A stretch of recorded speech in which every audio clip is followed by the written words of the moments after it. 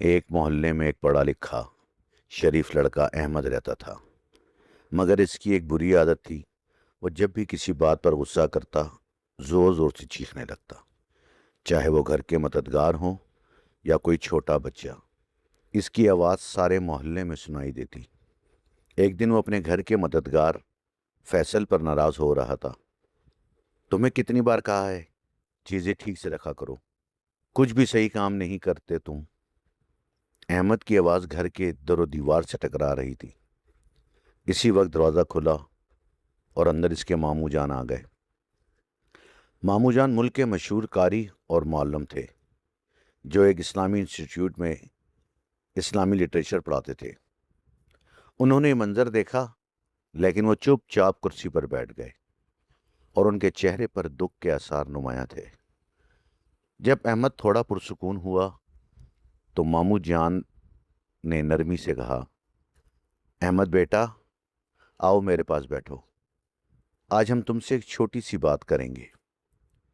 احمد تھوڑا گھبرا گیا، کیونکہ اسے لگا کہ شاید ماموں جان اسے ڈانٹیں گے، لیکن ماموں جان نے اسے صرف یہ کہا، جاؤ وضو کرو اور قرآن مجید کا تحریری نسخہ اٹھا لاؤ۔ وہ یہ سن کر حیران رہ گیا کہ ڈانٹنے کی بجائے اسے وضو کرنے اور قرآن مجید لانے کو کہا جا رہا ہے۔ بہرحال اس نے ویسے ہی کیا جیسا ماموں جان نے کہا تھا۔ وہ قرآن لے کر ماموں جان کے پاس آ گیا۔ ماموں جان نے قرآن کھولا اور قرآن مجید کی پہلی سورت سورہ فاتحہ کی تلاوت کی۔ چونکہ وہ قاری تھے، اس لیے ان کی آواز بہت خوبصورت تھی، جو دل کو چھو گئی۔ اس کے بعد انہوں نے نرمی سے سمجھانا شروع کیا، ہم روزانہ نماز میں سے پڑھتے ہیں، مگر اکثر اس کے معنی اور مفہوم کو سمجھے بغیر پڑھتے ہیں۔ یعنی سورہ فاتحہ کھولنے والی یا شروع کرنے والی اعوذ باللہ من الشیطان الرجیم، میں اللہ کی پناہ مانگتا ہوں شیطان مردود سے، بسم اللہ الرحمن الرحیم، اللہ کے نام سے شروع جو نہایت مہربان رحم کرنے والا ہے۔ ماموں جان نے احمد کی طرف دیکھا اور بولے، بیٹا یہ دو نام رحمان اور رحیم اللہ تعالیٰ کے سب سے خوبصورت اور صفاتی نام ہیں، اور ان میں ہمارے لیے ایک بڑا پیغام چھپا ہے۔ الرحمن وہ صفت ہے جو اللہ کی عام رحمت کو ظاہر کرتی ہے، جو سب پر ہے، چاہے وہ ایمان والا ہو یا نہ ہو۔ اللہ سورج، ہوا، پانی سب کو دیتا ہے، یہ ہے رحمان کی رحمت۔ اور الرحیم وہ صفت جو خاص رحمت ہے، جو صرف ایمان والوں کے لیے ہے، جو اللہ کے حکم کو مانتے ہیں اور دوسروں پر رحم کرتے ہیں۔ بیٹا جب کوئی کسی کمزور پر چیختا ہے یا اس کو تنگ کرتا ہے، دراصل اللہ کی صفت رحمی کو بھول جاتے ہو۔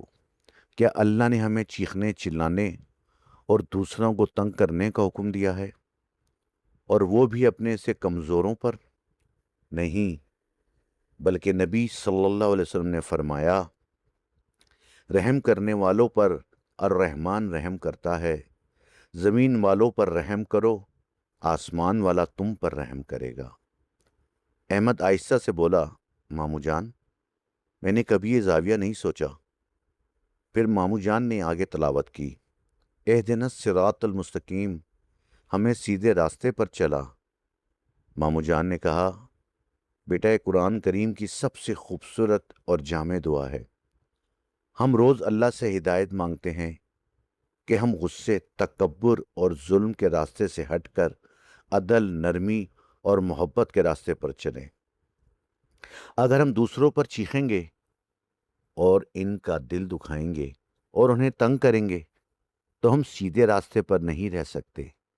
سیدھا راستہ صرف ان کا ہے جن پر اللہ نے انعام فرمایا، انبیاء، صدیقین، شہداء اور صالحین۔ صراط الذین انعمت علیہم غیر المغضوب علیہم ولا الضالین، ان لوگوں کا راستہ جن پر تو نے انعام فرمایا، نہ کہ ان کا جن پر غضب ہوا، اور نہ ہی جو گمراہ ہوئے۔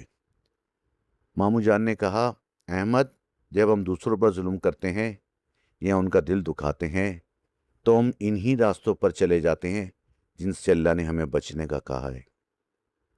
غصہ آنا برا نہیں، لیکن غصے کو قابو میں رکھنا ایک مومن کی پہچان ہے۔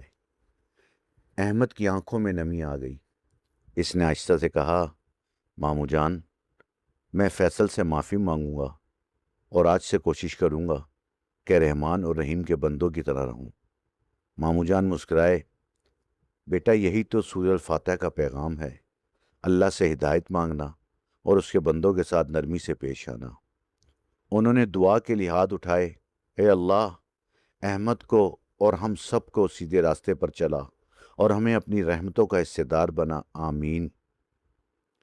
احمد کو سورہ فاتحہ کو اس لیے انداز سے سننے کا اتنا اثر ہوا کہ وہ اسی وقت اٹھا اور جا کر فیصل سے معافی مانگ لی۔ فیصل آبدیدہ ہو گیا اور کہنے لگا، احمد بھائی، آپ تو مجھے شرمندہ کر رہے ہیں۔ لیکن احمد نے کہا، نہیں، مجھ سے غلطی ہوئی تھی، آئندہ میں آپ کو شکایت کا موقع نہیں دوں گا۔ کچھ عرصے بعد ماموں جان پھر احمد کے گھر آئے۔ اس وقت فیصل ان کے لیے شربت لے کر آیا، مگر شربت دیتے ہوئے اس کے ہاتھ سے گلاس گر کر ٹوٹ گیا۔